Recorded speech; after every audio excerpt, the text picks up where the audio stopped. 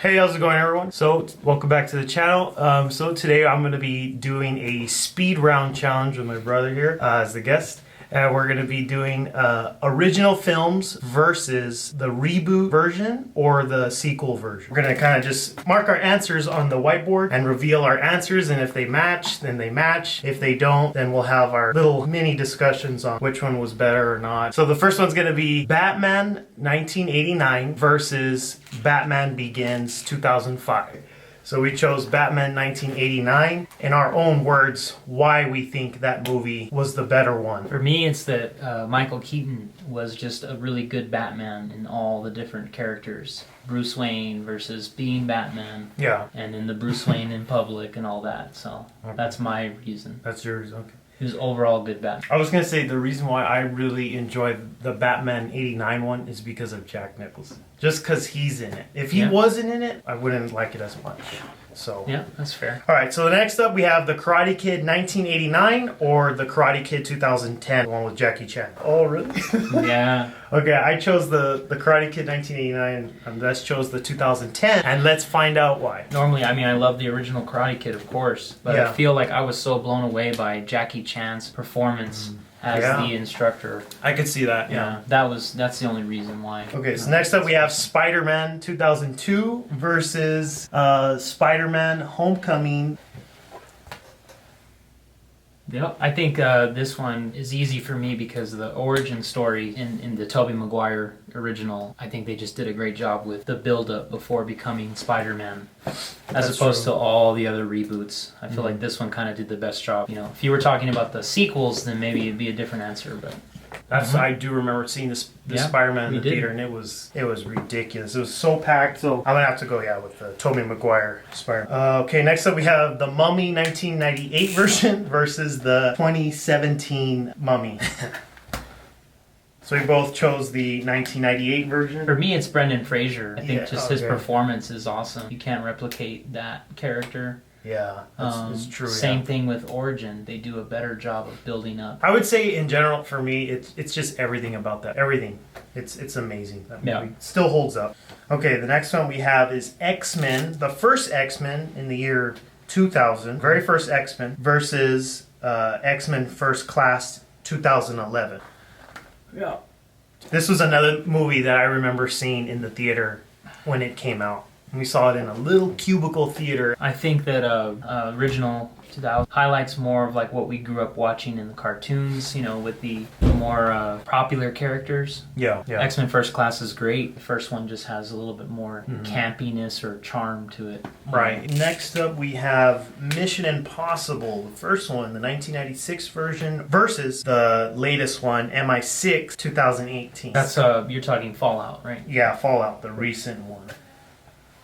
Yeah, 28, both same, yeah. As much as I love the original Mission Impossible movie, the latest one that Tom Cruise did, I mean, it's everything that's happening in real time with his stunts. So screenplay, cinematography are a lot more on point. The original was more of an introduction. Yeah, overall, this one was better. Even though I do like his acting in the old ones too, like acts like Tom Cruise, but kind of goes through a lull though. Right? Yeah. Especially because of his it's because his stunts they evolved. Yeah. All right. Next up we have Blade Runner 1982, first one with Harrison Ford versus the Blade Runner 2049 2017. That's the sequel, actually. Yeah, we're not contradicting at all. What's going on? I can say the main reason why, because I like the original Blade Runner too, of course, but I think for me, this new one didn't drag as much. The original's great, but there's some parts that just drag. Yeah. You know, and it kind of gets you a little bored almost. Yeah, I would say they kind of equally, they kind of both, sometimes they both do that. I remember, because this movie's long. This movie's, the new one, the 2017 one is 3 hours long. I think there was a little bit more in it though. But there was a lot more, even though the story is still kind of weird, kind of vague. I think, for me, actually seeing it in the theater, it was because of the music. That's really why I enjoyed it. It was matching so well with the cinematography. That's why I was so locked in every moment in the theater. So. And Harrison Ford, of course. And Harrison Ford. Cameo at the end.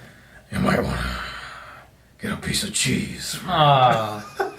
Next up, we have Tron 1982 versus the Tron the 2010 one, but it's not a reboot. It's also a sequel too. For one reason only, right?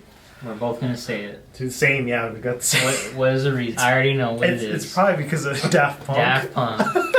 That's the only reason. I think if it wasn't for that, I might have chosen the original over the sequel. Even though the 1982 Tron movie was way ahead of its time for graphics, being like looking like a video game, right? The new one was amazing. Seeing that in the theater, I remember. Yeah, it was like oof. Same thing like Blade Runner, though. The music complemented the cinematography a lot better than the original. Yeah, I would have to agree. Next up, we have Terminator 1984 versus the latest Terminator, the 2019 Easy T1.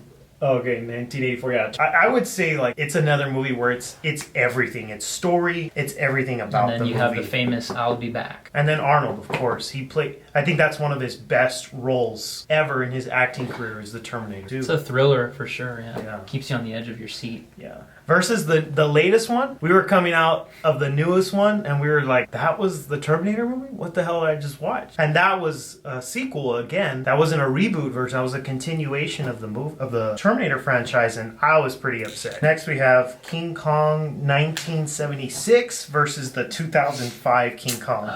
Come on, don't mess with me. Yeah. Oh wow. Okay.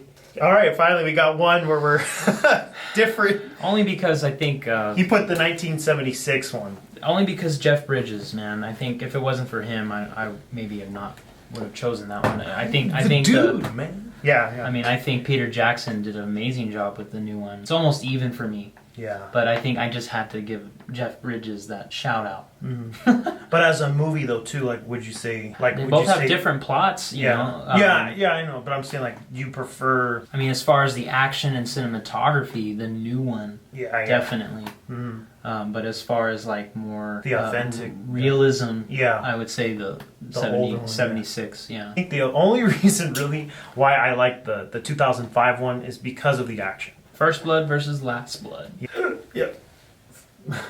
First round. I think it's the survival aspect of the first film, as opposed to it being like sort of an overdone war film. Right. Yeah. Last Blood was kind of like one man versus all these people, you know, whereas the first one was more of like him surviving against just some cops. And like surviving against nature too. Nature and getting to see his Green Beret skills at its like core. Yeah. I would say that's why that one's so good. Yeah, and he did a lot of his stunts in the first one. Yeah, I would have to give it to the first round. Next we have, Godzilla 1998 versus Godzilla 2014. 98. Yep. I would say for me, the real reason why I like the older one, the 1998 one, is because of the cast. That's my reason. I don't know, for its time in the 90s, it was perfect when it came out. It was like the biggest dinosaur movie because we haven't seen anything since Jurassic Park, you know. So yeah, I mean the new one is good, but yeah, it took a while for Godzilla to get his screen time, man. It took him like an hour to get his screen, and then when he did see Godzilla, all you see is a bunch of legs and ankles. Next up we have Rocky, the 1976 first film versus Rocky Balboa, right? Oh yeah, 2006. Yeah, Rocky Balboa. 76. Looks like I put a 1, but yeah. Sylvester Stallone, you know, his writing for this film was really a type of drama, I guess. I don't know how to say it. It's just the typical underdog story. Yeah. And I feel like that one highlights that more than any of the other Rocky films. Yeah. The further you go along in the Rocky series, it becomes less about being an underdog. Yeah. Right? That's true. And I think that's why the first one's just so rich. Next we have the Hulk 2003 version versus the Incredible Hulk, the 2008. 2008, yep. Yeah. We've been agreeing on all of them so far. I think you rigged it. Probably. Yeah, I would say, I mean, when the original, or the 2003 one came out, I think we all enjoyed it. Yeah. We didn't know how bad it was until the 2008 one came out, is when we looked back and went, dang, that one was not as good. Yeah. Because of how well they did with Edward Norton. And the reason why I like the Incredible Hulk, the one, with Edward Norton, is probably because of, he stuck to like the comic book version of the Incredible Hulk.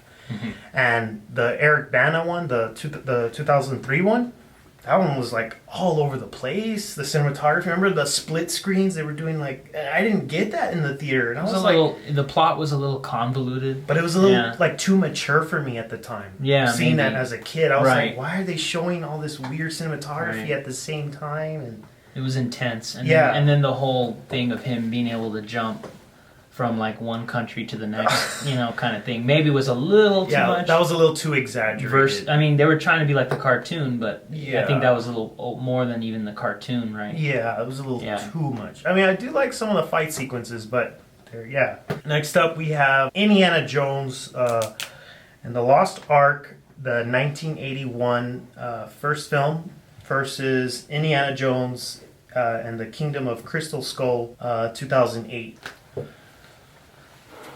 Easy. 1981. Looks like I put 1819.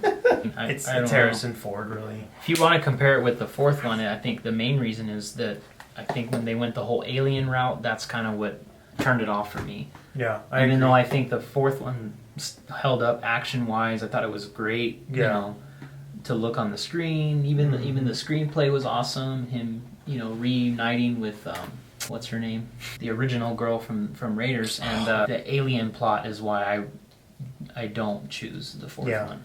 Yeah. I agree. Yeah, for me, it's the beginning scene, the boulder chase or running from him. And he's doing the whole booby traps. Yeah, that's what did it for me. But it's also Harrison Ford. It's just he owns that character. No one can play it better than he does. Sorry, the next one is the 1993 Jurassic Park film versus Jurassic World 2015. 1993. Dotson. We got Dotson here. See, nobody cares. That's why I chose it. The screenplay? Yeah, I mean, I think Steven Spielberg, did he do the new one too, Jurassic World? No. I think he produced it, but I don't think honestly, the directing from Steven Spielberg, I think, is what makes the first one, or the first three so good, is because he kind of gets like all those nuances in the characters and like that random dialogue that like just really is just so natural. Yeah, it fits. Yeah, throughout the whole film. It fits for Jurassic Park, and then with Jurassic World, we kind of lost that like authenticity in like the back and forth with the characters. Yeah, oh yeah. So that's why I like the original, because it's just those little Jeff Goldblum moments and. That were just, they almost were like improv, Yeah. Nuances. That's why I like Pick up dinosaurs. Problem with Jurassic World is that, like, even though it's a lot more heavier on the action, I probably would have chose it, but if they had just incorporated more scenes with the animatronic stuff. Yeah. Once again, going back to the originals, like if they had incorporated some more moments with the dinosaurs looking real instead of everything now is all CGI, so it's kind of like it's maybe a better balance. Yeah, maybe the new one will have a better balance. Yeah. All right, so this is the Star Wars prequels 1, 2, and 3 versus the Star Wars sequels 7, 8, and 9. 1, 2, 3. Oh. Prequels. These ones are a lot better. I mean, you're looking at like George Lucas versus not George Lucas. There you go. I think that's so I don't know. There's not really much. Yeah. We could be here for 4 hours talking about why. 7, 8, and 9 didn't hold up as well. But originally 1, 2, and 3, when those first came out, people said they were terrible. Yeah, they said they were because of Jar Jar Binks and all this stuff. But I think once 7, 8, and 9 came as a whole, after 9, everybody realized no.